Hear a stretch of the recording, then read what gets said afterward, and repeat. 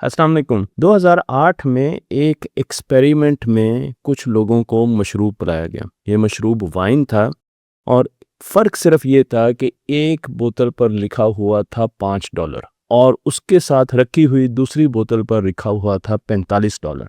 20 लोगों को इस साइकोलॉजिकल एक्सपेरिमेंट में बुलाया गया। उनके दिमाग को मुख्तलिफ स्कैनर्स के साथ स्कैन किया गया और देखा गया कि उनके दिमाग में एक्टिविटी कैसी हो रही है।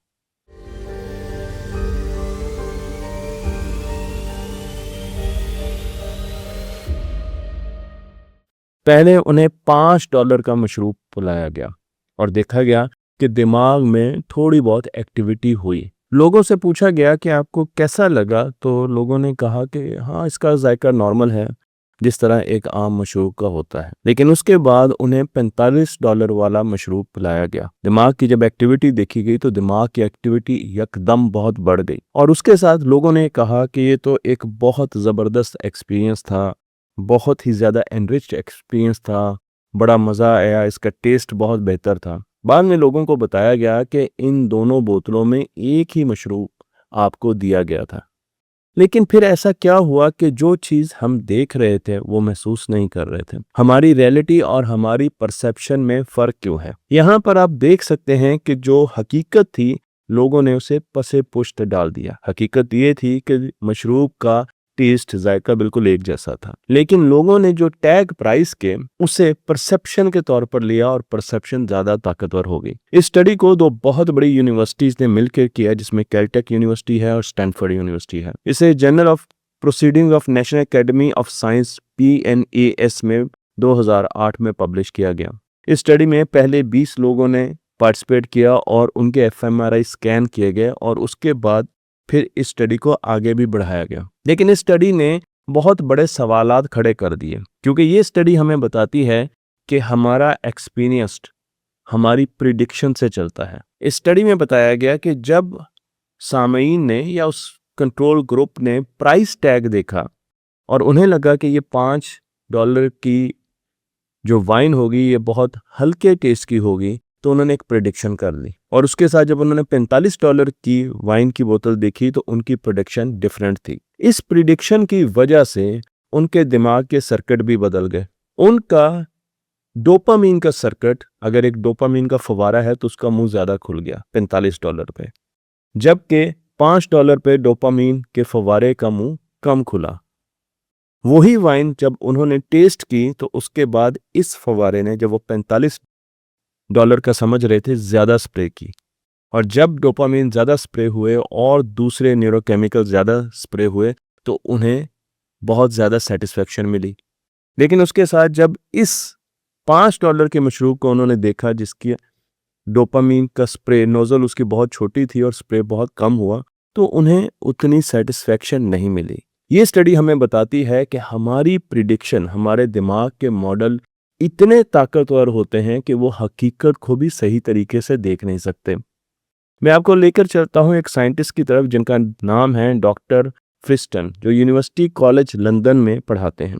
उनकी किताब है द प्रिडिक्टिव माइंड और इस चीज का जिक्र इन्होंने अपनी इस किताब में भी लिखा है। इन्होंने कहा है कि इंसान हर चीज का मॉडल बनाता है, उसका बिलीफ सिस्टम ही उसके मॉडल्स पर डिपेंडेंट होता है और जब इंसान एक मॉडल बना लेता है तो फिर रियलिटी उसे बहुत कम बदल सकती है।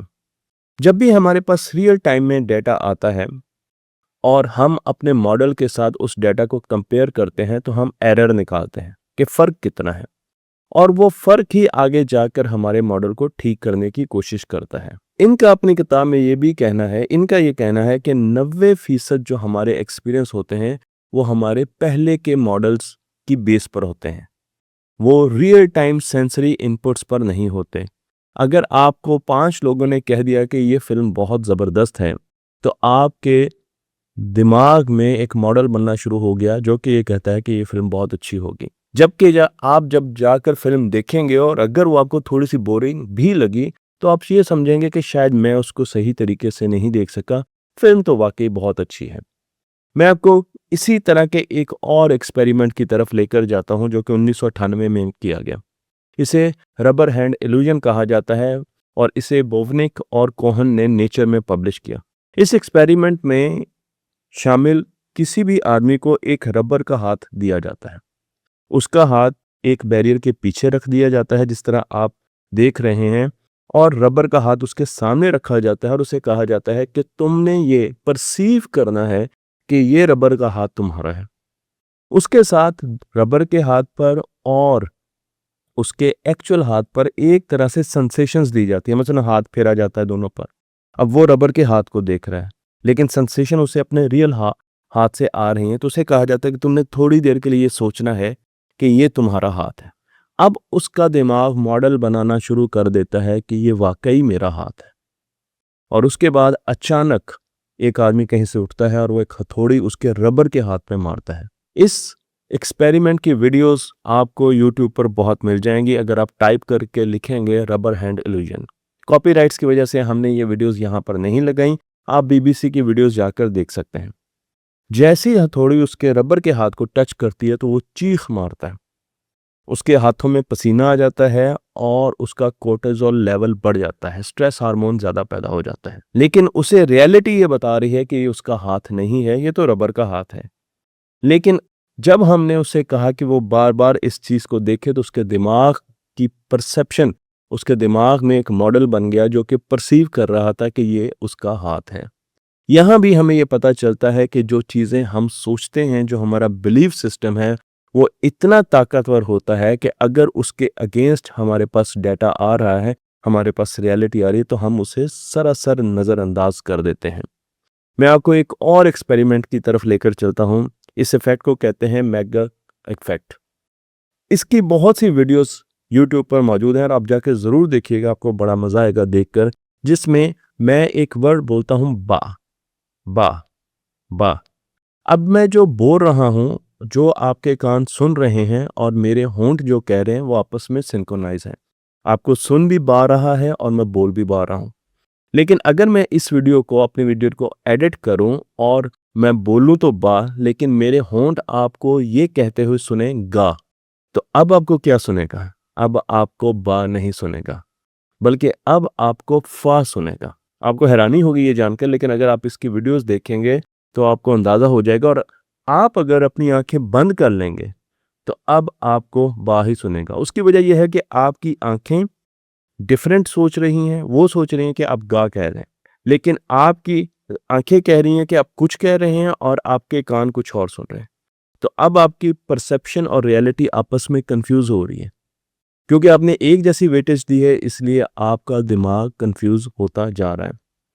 मैंने ये वीडियो क्यों बनाई? उसकी वजह यह है कि इस वीडियो के इम्प्लीकेशन हमारे स्कूलों, कॉलेजेस और हमारे दफ्तरों में बहुत ज़्यादा है। जब एक उस्ताद दूसरे उस्ताद को बताता है कि ये जो बच्चे हैं ये बहुत अच्छे हैं, तो नया आने वाला उस्ताद उन अच्छे बच्चों के बारे में एक मॉडल बना लेता है। और अब अगर वो बच्चे अच्छा परफॉर्म करते हैं या थोड़ा सा हल्का भी परफॉर्म करते हैं, लेकिन क्योंकि वो मॉडल बन चुका होता है, उनकी परसेप्शन होती है, वो उन बच्चों को अच्छे तरीके से ही डील करते हैं और उनसे उम्मीदें लगा कर रखते हैं। लेकिन जो इसका उलट है वो बहुत खतरनाक है। जब एक उस्ताद किसी दूसरे उस्ताद को ये कह दे कि ये बच्चे हिसाब में फारग हैं, तो अब दिमाग का मॉडल बन गया, परसेप्शन आ गई।